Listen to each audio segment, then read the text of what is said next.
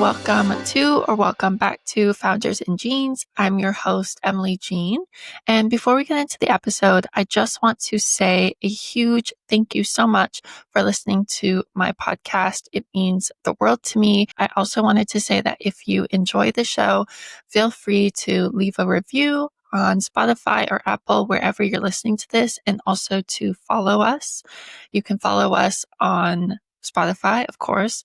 You can follow us on Instagram at Founders in Jeans. You can also find me on Instagram at emily.jeans, or you can look me up on LinkedIn. I'm always happy to connect with people on there, and I have a lot of good conversations from listeners. Also, you can always leave a bad review for us. I'm totally fine with that. And in fact, I think that's exciting. I would love to know what we can do to improve. So you can also leave comments below and let me know what you enjoyed, what you didn't enjoy. I actually do read every single one. We also have a newsletter that comes out once a week, so you can get all the updates from us. We also put in some weekly business and marketing updates in there, as well as some personal notes from me. You can subscribe to that on my LinkedIn, also through the Instagram and in the show notes below. Anyways, that is all from me. I'm so excited for you to listen to this episode. I hope it's a good one, and I'll chat to you soon. Alisa Sparks of Linden Creek Shop. Welcome to Founders in Jeans. I am so excited to chat to you today. For people who don't know you and have not heard of you yet, can you give a little bit of a background about yourself? Absolutely. Well, Emily, first, thank you so much for having me today. I'm excited to get to connect with you some more. My name is Alisa Sparks. I'm the founder and CEO of Linden Creek, which is a home staging and interior design franchise. And as part of my journey in building the franchise model, also grew into an e-commerce storefront where we get the opportunity to sell furniture, art, and decor through the Linden Creek Shop. We also built a software system that we use internally to help with our inventory management and CRM. And it's been a fun little journey. I've got 4 kiddos and a husband as well, and we're just building something new every day. This is why I love when guests give their own bios, because I can never do that justice. Like, that is so many amazing things happening all at once. You're a very busy woman. I can tell already. Thank you. So I feel that you're giving me a little bit of your time. Also, 4 kids. I'm one of 5 girls, so I love hearing about big families. Yes. Okay, well, I want to kind of go all the way back to the beginning. So I know that you grew up around entrepreneurship. Is that coming from your parents, family? What does that mean when you say you grew up around entrepreneurship? Yeah, I think we grew up around the idea of creating and building something, but entrepreneurship was always something that was a little scary in the upbringing still. So there was something about the security of that 9 to 5 job, a W-2, even, you retire with a pension fund and those sorts of principles. And that was really how I started my career. I went to college. I was that dorky freshman in college year that was like, I know what I'm going to do. And I'm going to have a briefcase and walk around downtown and have a corporate job and climb the ladder. And that was my dream. Somewhere along the way, I loved reading. And I remember one day I picked up the book Rich Dad, Poor Dad, which is a very popular one by Robert Kiyosaki. And he talks about the principles of building true wealth and what that looks like. And that when you are self-employed, you're really just paying yourself for a job, but that's not true entrepreneurship. And the principles really resonated with me. And it was this moment of, I have this skill set. Is this something that I can bring into entrepreneurship? Do I start my own sort of journey? And what does that look like? And that was really the moment that propelled me to sort of think outside the box and start considering opportunities in entrepreneurship outside of just that stable career that I was used to. Yeah, I love that. I have so many questions for you. I have all these different directions I want to go into. But why don't we just first focus on Linden Creek? So when did you know it was time to create Linden Creek? When did that happen? Where were you at? Sure. So my background is actually in finance. I spent nearly a decade doing military finance. So I was managing multi-million-dollar budgets for the Marine Corps and the Navy, which is not at all related to interior design, but I had the creative itch that so many other people out there have.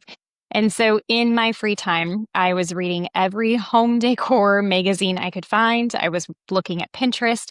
I would study these photos and try to figure out why they worked and why they didn't. And then it hit a season where I needed to do something with it. And so I would buy the ugliest house that I could.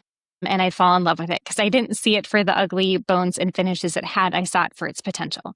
So I'd buy this ugly thing and renovate it and flip it. And then as soon as it was done, I was like, well, the fun is gone. You got to sell it and do it again. So I'd sell it and I get the next ugly house, renovate it again. And during that season of that second renovation, read the Robert Kiyosaki book. And I thought, I love interior design. Could I do interior design? Mm. But I had this belief that because my degree was not in design, there's no way that somebody would ever hire me for something like that. And so as I was getting my second house ready to go on the market, I had my real estate license at the time that I was just using for passive stuff for our own investments. And the feedback we got when we went to sell the house was that the staging was really good. Except it wasn't staging. It was just my furniture that I had found and collected over the years and put in my house to make it look pretty. But it was this aha moment for me where I realized that maybe I couldn't be an interior designer, but I could stage houses without the formal degree. And so I think entrepreneurship is scary. I think jumping and leaving a really safe, stable career is a scary move. And so for me, it felt like a safe decision to just dabble and play. And so I actually used all of my PTO days. I would take every Friday off of work and I would go and knock doors and I would hustle and I would grind and I would get in front of every real estate and builder that I could and see if I could land some staging jobs. And I thought, maybe if I'm lucky, maybe if I work hard enough at this, in about a year, I could quit my full-time job. Well, about 4 months into that journey, I was so busy I couldn't see straight. And I realized very quickly that I really had figured something out. And so I quit my full-time job. I jumped in, I hired my first employee, and we were kind of off to the races. And that's really what started Linden Creek. Yeah. I love that story of hustle. I think so many people are going to listen to that, be like, oh my gosh. Like even me hearing that, I'm like, oh yeah, I need to get my shit together. Like, Well, I think we always get to see sometimes like on social media, you see the pretty finished like right, after the grind. But the right, reality is the grind is boring and there's so many reps that have to happen before you start to see those fruits of that labor. But the secret sauce is in doing those reps. right. I am curious, I guess, then, what kind of gap did you see in both in the luxury design and staging market that you wanted to solve? Yeah. So when I started Linden Creek, I love thrifting. That's like one of the things I enjoy doing for fun. And so I was like, I know how to be frugal. I know how to be smart. I really thought that I was going to target like this mid-level kind of real estate market where I could do it on a budget. I could be really cost effective and give a strong ROI to my clients. But when I was working, the first job I landed, I accidentally landed $1 million property. And in Raleigh, that was a lot at the time. Mhm. It really sat in the luxury market. And it was sort of this like, great, I landed a listing. And then I was like, shoot, that was not the kind of listing I was looking for, but I better do it Right. well. And so I remember like running around to every store I could find, getting the nicest stuff I could think to find, put it all in the house. We staged it. It sold very quickly. And I was Uh-huh. like, whew, that's done. Good thing. And then I landed another listing, and this one also happened to be $1 million. And I was like, this is not what I signed up for, but we're Mhm. going to do it. We're going to do it right. And so we staged that property, and a luxury agent came to me that day, and she was one that I was like too intimidated to go after, but really admired her work. And she reached out and she said, I saw your staging at this house and this property. And she goes, this is what Raleigh has been missing. They've been missing a luxury stager, and you're doing just that. And I thought, well, that wasn't my business plan, but Yeah. she's right. There is this niche here that has been overlooked in our market where people feel like it's safer to hit that middle market. But luxury was an underserved market in our community. And it was that aha moment for me in that conversation where I realized I needed to really focus my time and my efforts towards this top 20, 30% of listings Um, because they deserve a product that's going to fit their niche just as much as everybody else does. absolutely. What would you say has been the most surprising part of building a franchise in the design space so far? I would say the most interesting part has been learning just how much you need to systemize design. Mm. Design is always seen as such a creative element. It's like, what am I feeling? Let me just like absorb the room and then kind of make those assessments. But if you need to franchise, the biggest, secret around franchising is it needs to be a system. It Yeah. needs to be repeatable. I need to be able to give a playbook to somebody that has zero experience with interior design that can replicate our look and our feel. And Mhm. so I think one thing that's been really interesting to me as we've scaled and grown this across, 20 plus locations now is the idea that every single move and vase placement and furniture placement needs to have a reasoning behind it. And so it forces you to really think about why you did what you did, why you Mhm. placed something the way you did, why you paired patterns together. And so really thinking through the why behind design has been this kind of beautiful journey where it forces you to be really methodical in the reasonings behind what you do. Yeah. It's interesting you say that because I think you've also done a very good job at keeping your brand feeling both warm and Thank personal you. as it grows and is scaling. How have you been able to approach that? Because I think there is an element of businesses, once they begin to scale and optimize like that, they kind of become more corporate and they're less focused on that warm feeling. Yeah, so one of our core philosophies that we teach every new hire that comes on board, every new franchisee that comes on board, is that we deliver elevated everyday living. And the way that I describe it every time is my goal is that when you live in your home or you walk into a home, that it feels beautiful and welcoming, but that it's real life, that your black dog can sit on the couch next to you with your kids eating popcorn, making a mess, and you are okay with that. You're not afraid the whole thing's going to get destroyed. It's not this perfect museum. And if you can accomplish that, then you designed well. Mm, We really just believe that design is something beautiful, but design is not effective if it's not livable. So, because that's such a core belief for us in every decision we make, we've really been able to see that warmth that you're talking about transition across all of our projects, across our various different markets. And I feel very thankful for that. But it was one of those core values for us that really translated into our design selections as well. yeah. I'm obviously given that Linden Creek is a creative business, like we discussed. It's also very serious, like there are. Yes. So, Yes. what is something that people don't often see behind the scenes? Yeah, sometimes when people come and they're interested in working at Linden Creek as employees or they're interested in a franchise, we like to say the pause, let's talk about real life. Because what you see on Instagram is beautiful house, next beautiful house. Look at us Mhm. place pillows. This is amazing. It's a dream. And it is, it's all of those things. But there is so much physical labor and hard work behind the scenes to Right, make it happen. right. In the staging world, each of our locations have a warehouse anywhere from 3,000 to 12,000 square feet that stores all of our furniture, our art, and our accessories. But in order for them to get on the shelves or get to a house, yes, we have movers, but it requires a lot of lifting on our parts too. It Right. requires us being in a warehouse in the freezing cold in the wintertime or in the crazy Florida heat in the middle of the summer. And so one of the things we always love to do when somebody's thinking about coming on board and being part of the brand is taking them into our day to day, come see and touch and feel and be part of the warehouse with us. Come work an installation with us and understand just how many times you're lifting bins and getting a little workout from it. Right. And make sure that you still are okay jumping on board with this idea because you do get to create these beautiful results, but there's a whole lot of hard work behind the scenes. So, what kind of led you then from going to Linden Creek? And obviously, you're still building that, but now you're also building Arched, a tech product for designers and stagers. What has led to that decision? So, something really exciting happened in my world of when we decided to franchise. It became this situation where every decision I made now got multiplied. And so it wasn't just let me come up with solutions that I wish that I had when I was starting my own company and it was just me, but they're too expensive and they don't make sense. And now I got to have this conversation of let me think about what my biggest problems are. And if I solve them, I'm solving them not just for myself, but I'm solving them for every other franchise partner in the brand. Arched is a result of exactly that. We were in a place where, in our market, specifically in staging, there was not a solution that provided inventory management and a CRM and invoicing all kind of integrated into one to do what we wanted it to do.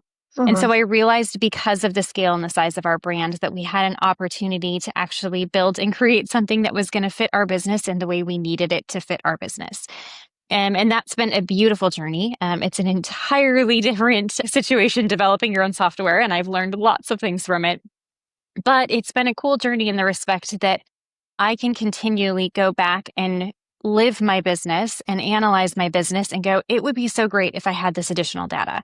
It would be so great if I had the ability to review where certain products were within my warehouse and make some changes to the way that I experience this or my clients experience this. And Mhm. now I have the ability to say, hey, developer, can you help me make that happen? And so we can, in real time, be able to modify, make changes, and really build something that's truly supporting the way we operate our business every day. Yeah. And I want to confirm you have no technical background, right?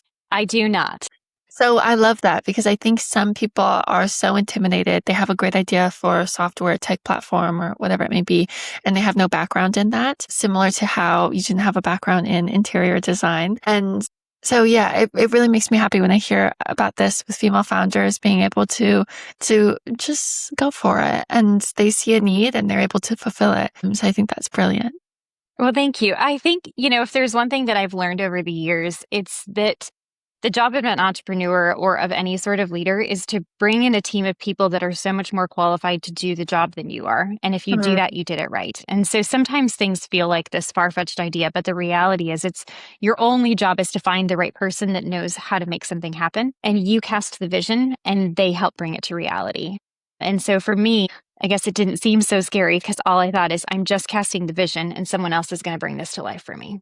Yeah, absolutely. So not only are you balancing being a founder, a mom, a creative, you are obviously you have your hands in a lot of different buckets. So how have you been able to manage both your energy and your time to give the best to all of these different projects? Yeah, great question. Sometimes I think the phrase work life balance drives me up a wall because I don't think there's such a thing as balance.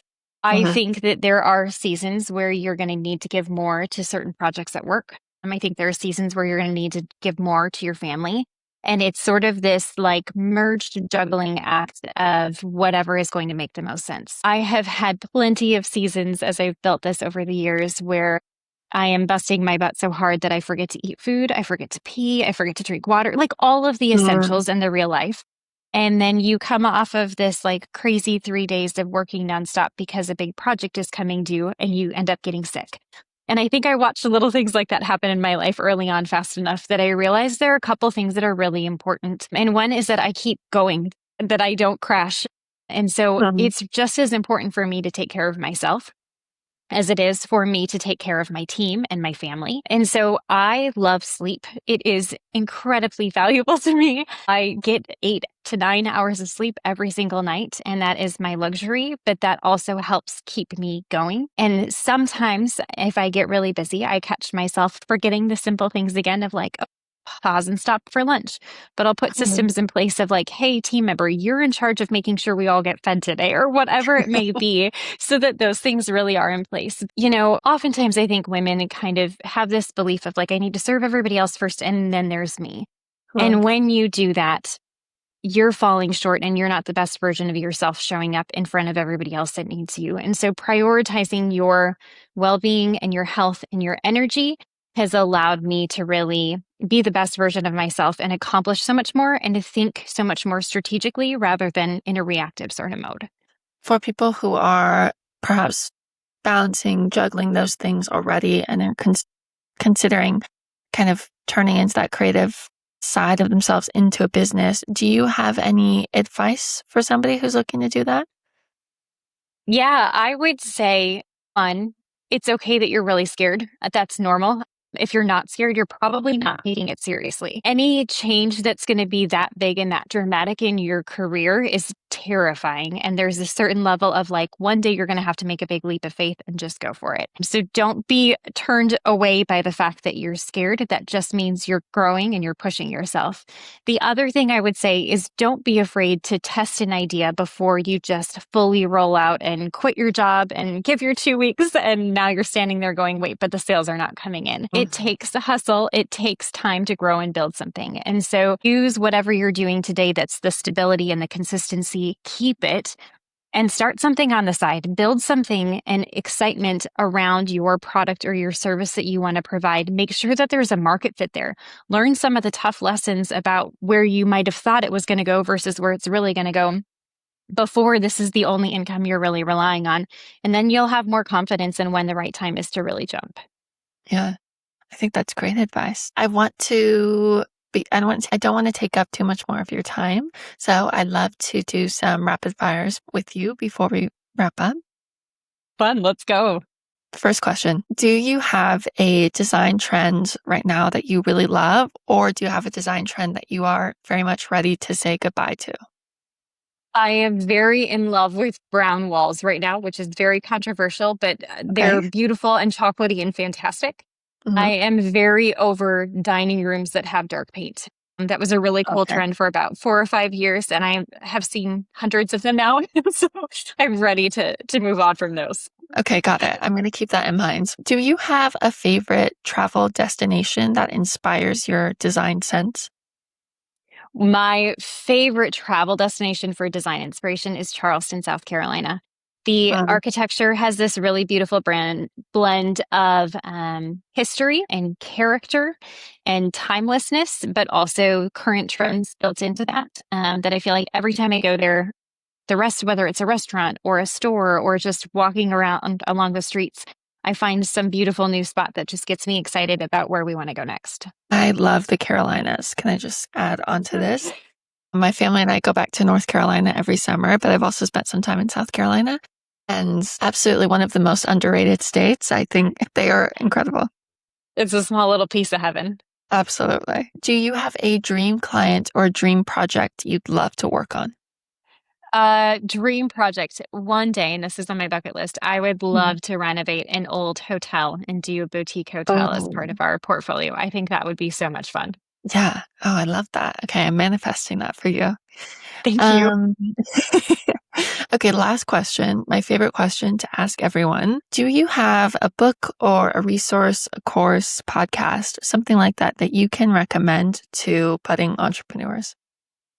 Oh, to budding entrepreneurs, I would say one of my favorite podcasts that I love to listen to is Alex Hermosi, The Game. Okay. He is a hustler and a grinder. He's great for businesses that really gives advice if you're anywhere from like 1 million to 10 million in revenue. But I say that it's great for budding entrepreneurs because I think it's really cool to see where your life is going to be in 2 to 5 years. It's cool to Mm, hear the conversations and go, is that what I want life to look like? What challenges am I going to hit and encounter? Is this still something I want? And how can I get there faster? yeah. Okay, great. I've not heard that one before. I'll have to add that to the list. That's great. That's a great one. Well, Alisa, thank you so much for joining me. I'm so glad that we got to have this chat. This has been a wonderful episode. Before we wrap up, where can people find you? Where can they connect with you?